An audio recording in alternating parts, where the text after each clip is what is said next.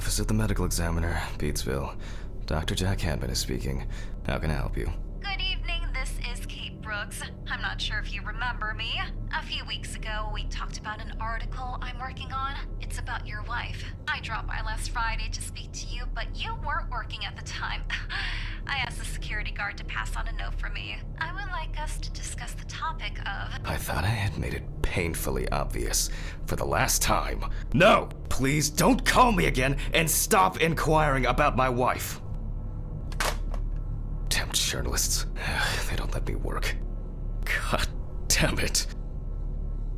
I'm not in the best frame of mind to record a lecture for my students now.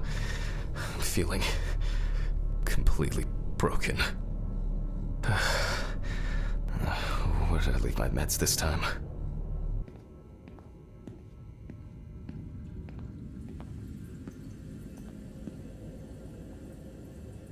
Okay, time to pull myself together. And get back to work. I need to set up the camera first.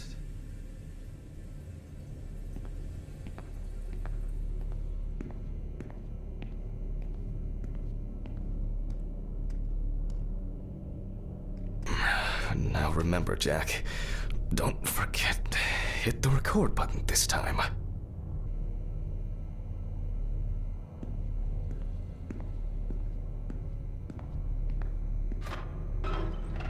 Hopefully the new tripod is going to hold up.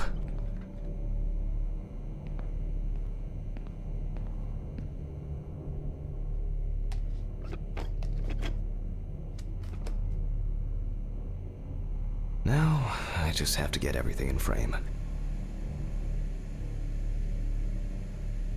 This should be fine. November 20th, 1991. Time, 8:43 p.m. Recording for medical students from the University of Missouri. This autopsy is conducted by Jack Handman. Hello, everyone. Welcome to the autopsy room. Today, you will have the dubious pleasure of following a full autopsy, step by step. For those of you who have already performed your first autopsy, this will refresh your basic knowledge. In turn, for those whose knowledge is only theoretical, I advise not to watch this after me. Let's start.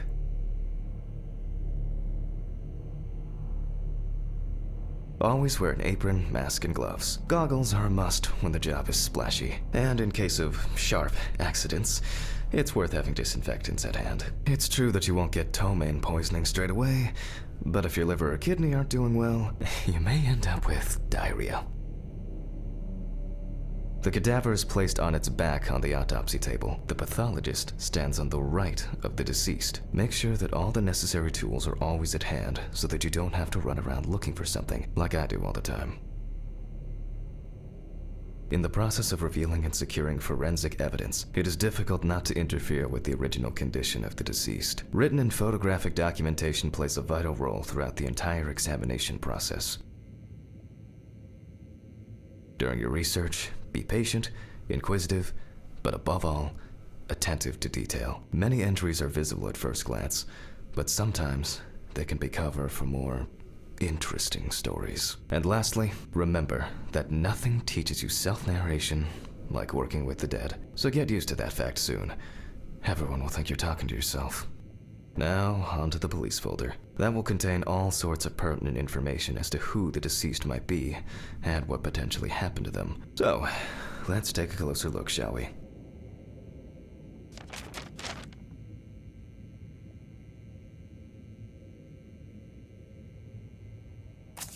The deceased's name is Tobias Chambers, locally known as Old Toby. Homeless and unemployed for at least a couple of years. The deceased was found on the outskirts of a parking lot at a gas station, where he often begged and persistently offered drivers to wash their car windows.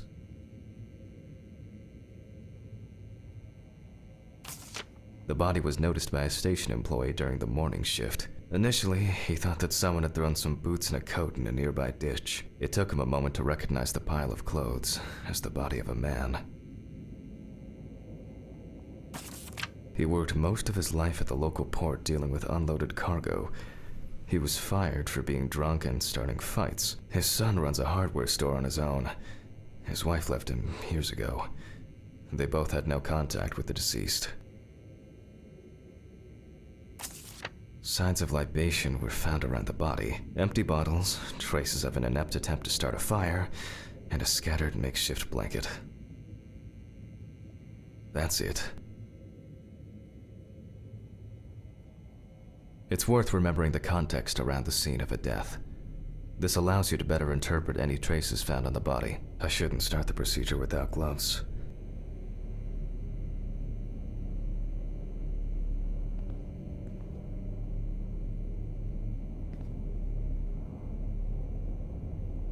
Now it's our turn to take some pictures for our files. If I can just remember where I left the camera. It's in here somewhere. Aha! There you are. I knew it was here somewhere.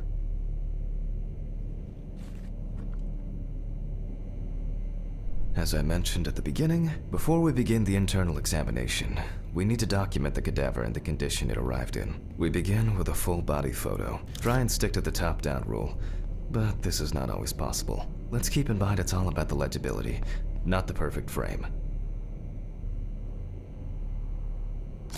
Voila! Now we move on to the next step, looking for traces. Take your time.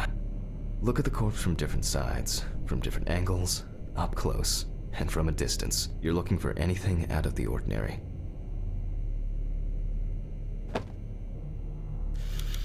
Poorly healed wound. Looks old. I'll take a closer look later. Some wounds in the feet and signs of frostbite, probably because the subject's shoes were too small.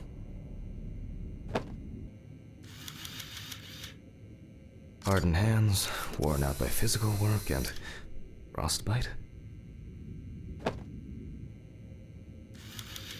That's something interesting. It will be necessary to check whether this injury was severe enough to cause damage to the brain. In a moment, we will check which of our initial observations will be worthy of further consideration. But before we get to that, I need to write down some basic data.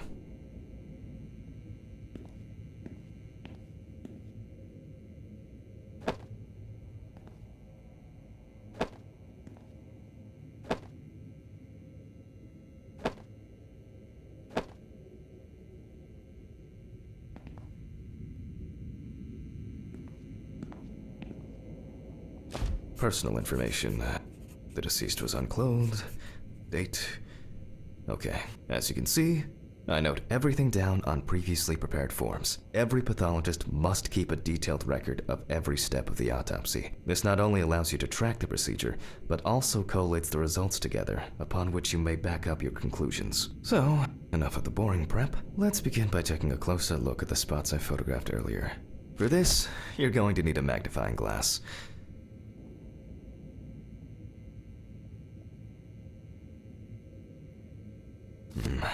Which spot first? I can confirm the presence of ecchymosis on the deceased man's head. The appearance indicates the intravital nature of the wound. Add alcohol, which I can clearly smell, and this was an accident just waiting to happen.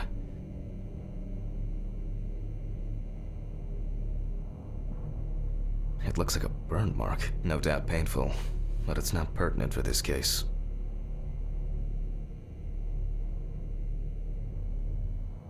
Here we can see frostbite on the fingertips. We can tell by the characteristic skin color.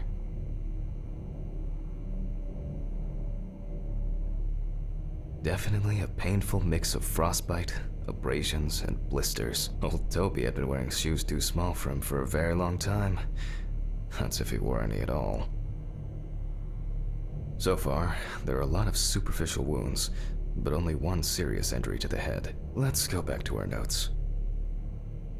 First, I mark the location of the injuries and make notes for each one. So,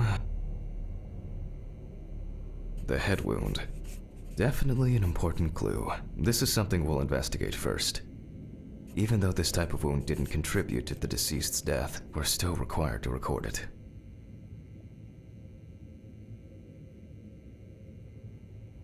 If Toby's body was cold for a prolonged period, the frostbite could have resulted from the body's defense reaction. The safety of the internal organs is more important than fingers, nose, or ears. We're not in frost season yet, but high humidity, wind, and the inability to warm up can also be causes of frostbite. As you can see, various types of accidents are a common cause of death among the homeless and the elderly. Perhaps old Toby slipped and accidentally hit his head. This is of no interest to us. The nights have been particularly nasty lately. We will check if there are any signs of freezing internally. Considering the conditions in which he slept, his body may have become hypothermic. Since the deceased clearly smelled of alcohol, I'll add alcohol poisoning to our list. We still have one thing left from the basics: rigor mortis.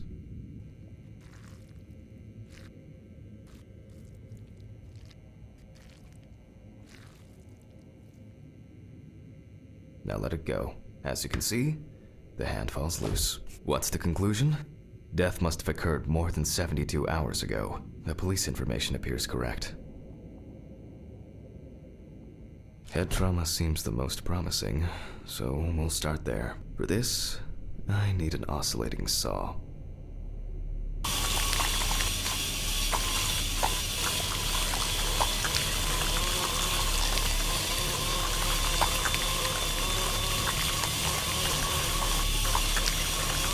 After which, we remove the skin and the top of the skull. After the basic examination, we can see that the brain's cerebral gyri in both hemispheres are symmetric. The brain looks good. Let's take a cross-section. Some pathologists prefer to examine organs without removing them. However, for me, it's much more convenient to examine them on a board, which we'll do now. Pills. I need my pills.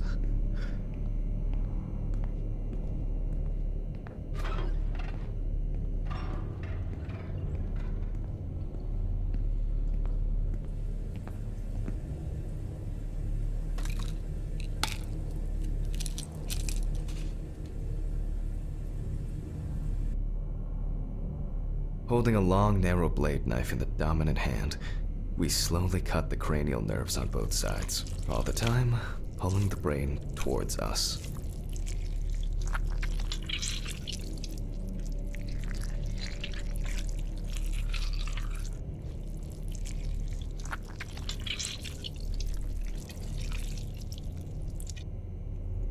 So far, so good.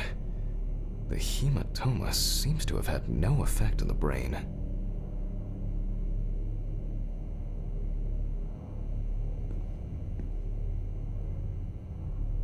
We can rule the fatal accident out as well.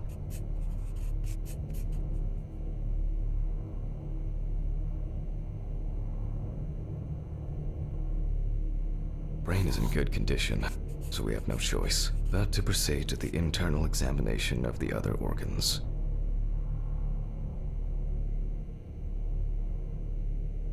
The incision should be in the shape of a letter Y. We use a deep cut to reach all the way to the ribs and to penetrate the abdominal wall.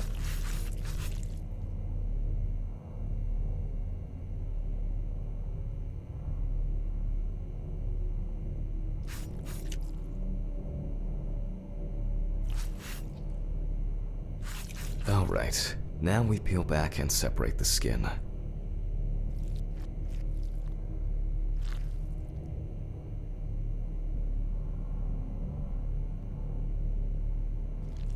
Now, we need to remove the ribs. We'll need the loppers for this.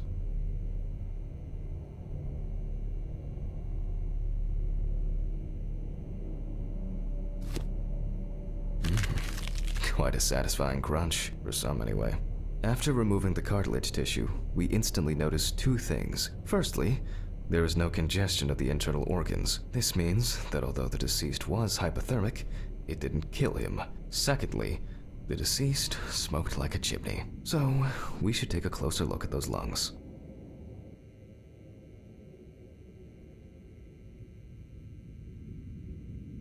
We can see widespread black and tarry deposits caused by smoking cigarettes. Despite the tragic condition of the lungs, they are not the cause of death. Alice smoked too. It didn't kill her, but What was I talking about? Lungs. Yes. Advanced inflammation.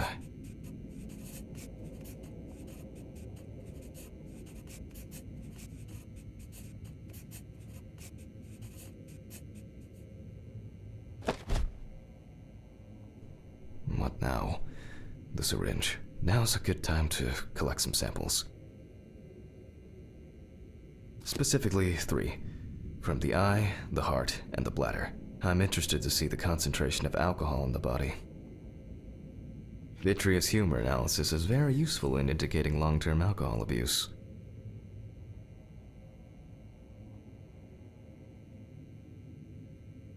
Five milliliters from the left ventricle should do it.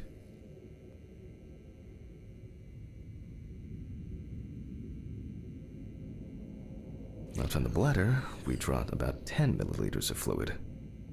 Now we take our samples to the centrifuge, but before I do that, I need to find my notebook. My dyscalculia means that I always double-check the settings.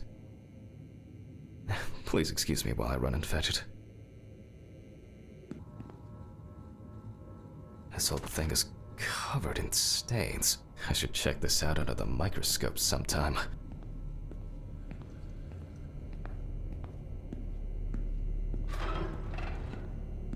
Let's get back to the examination.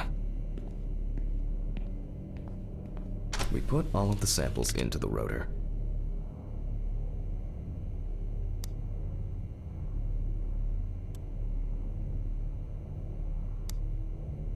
Now, we set the appropriate time and speed.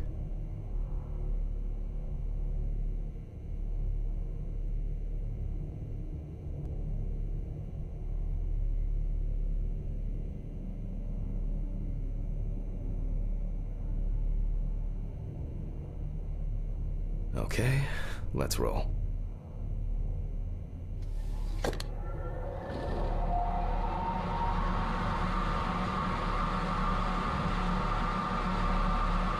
Oh shit, the fuses again.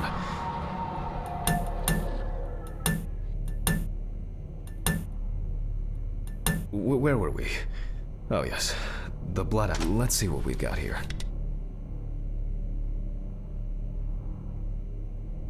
Everything's separated as it should.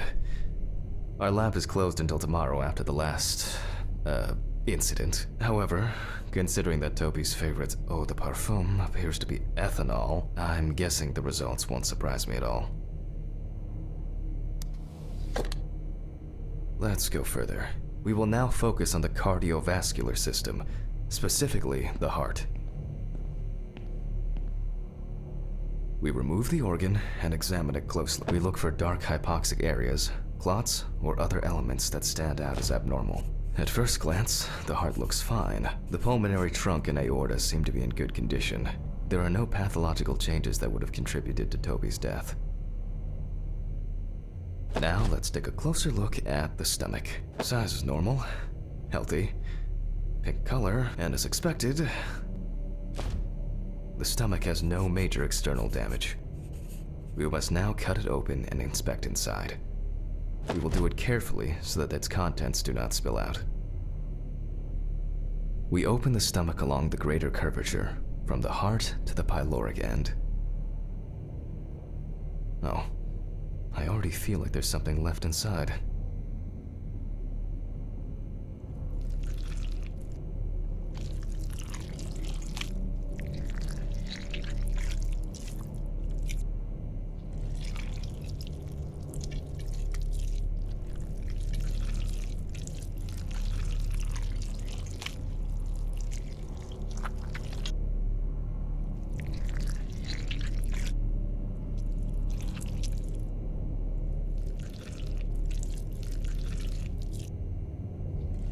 Okay, large amount of gas, small amounts of yellow, grayish food content, resembling some kind of meat. Either our deceased hadn't eaten in days, or the bulk of his stomach had already found a way out. Looks like I'll have to find the missing contents. No. Everything is spinning.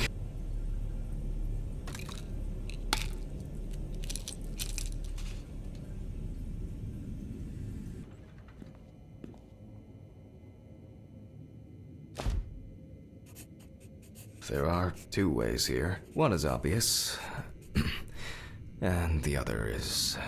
It couldn't have been suffocation, could it? I'll add this to the list and move on to the deceased's neck.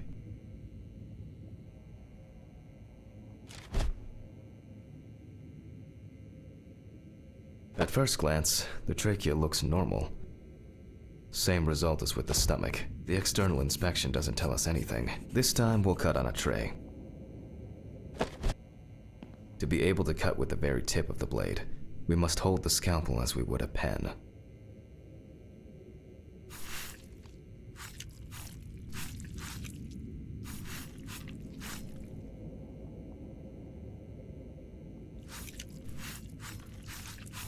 And after careful examination and deduction, we've got it, a clogged trachea. It's time to summarize the whole thing.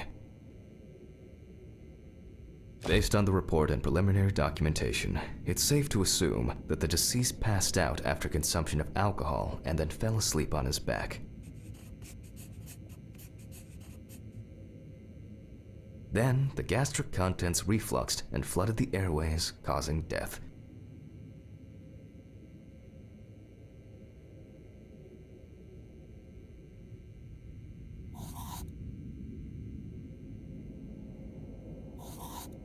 That's why we don't forget about the recovery position at dorm parties.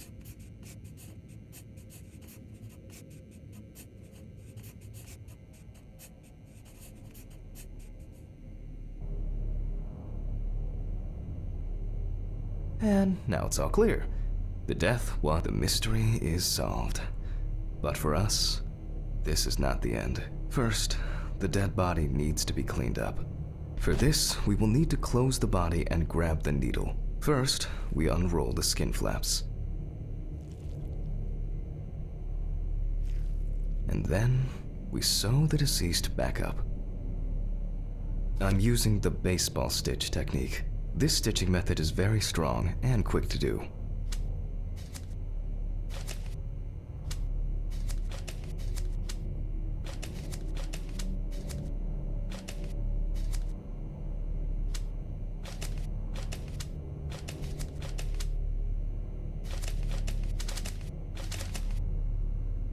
Now we say goodbye to the deceased and put them safely in the fridge, ready for the next stage of their journey.